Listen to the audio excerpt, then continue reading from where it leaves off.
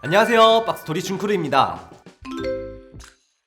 한때 아주 핫했던 이 친구 누군지 다들 아시죠? 이 귀염뽀짝한 러버덕 무리들이 인도네시아, 호주, 뉴질랜드, 남미 앞바다를 비롯해 저 멀리 알래스카 바다에서까지 발견된 사건이 있었어요. 어떻게 된 일이냐고요?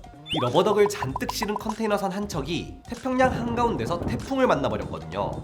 하필 그때 바다로 떨어진 컨테이너 박스들 안에 러버덕 약 28,000개가 들어있었고, 곰으로 만들어진 이 오리들은 물에 둥둥 뜬 채 해류를 타고 세계 일주를 하게 돼버린 거죠.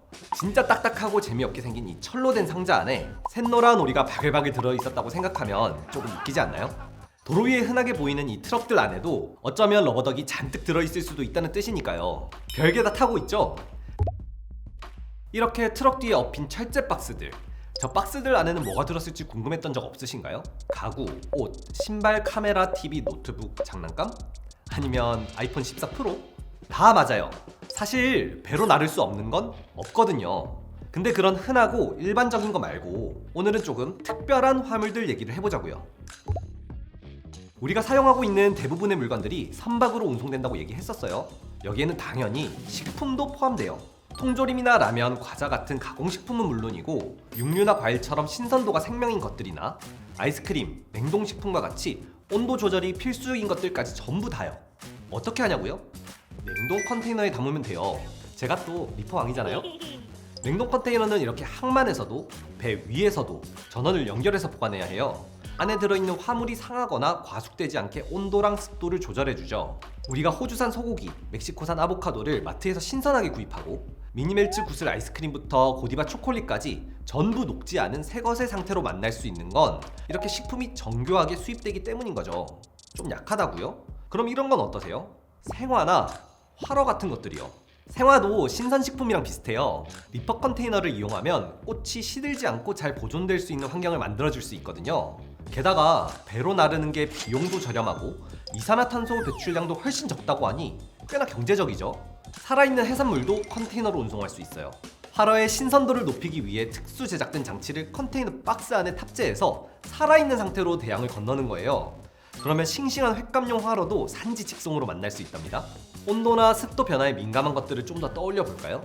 고가의 그림이나 전시 조형물, 아니면 오래된 유물 같은 것들은 어떨까요? 작품의 보존 상태가 중요한 이런 종류의 화물들도 리퍼 컨테이너를 이용해 운송하기도 해요. 물론 모든 작품들이 리퍼 컨테이너에 들어가는 건 아니지만 해외 전시를 위해 여러 작품을 한 번에 옮겨야 하거나 조형물과 같이 크고 무게가 있는 화물들은 항공으로 운송하는데 한계가 있기 때문에 배를 이용한답니다. 그럼 크고 무거운 화물들은 다 배로 나르겠네요? 그런 셈이죠. 왜 그런 거 있잖아요. 지난번에도 소개했던 배 같은 것들이요. 그런 건 아무래도 다른 수단으로 운송하기엔 좀 어렵겠죠. 그래서 요트, 기차, 지하철, 심지어는 비행기 날개 한 짝만도 배에 실어 날라요. 이렇게 보니까 장난감 같지 않나요? 그런데 이 친구들은 컨테이너 박스에 안 들어가잖아요. 그래서 이렇게 생긴 바닥이랑 기둥만 있는 컨테이너에 얹어서 운송해요. 이 컨테이너에는 목재나 파이프 같은 거대한 자재들을 싣기도 하고 터빈이나 기계, 중장비 같은 것들을 싣기도 한답니다. 또 딱딱하고 재미없어졌나요? 그럼 주류, 술은 어때요? 술도 배로 운송해요. 여러분은 당연히 이런 그림을 떠올리시겠죠?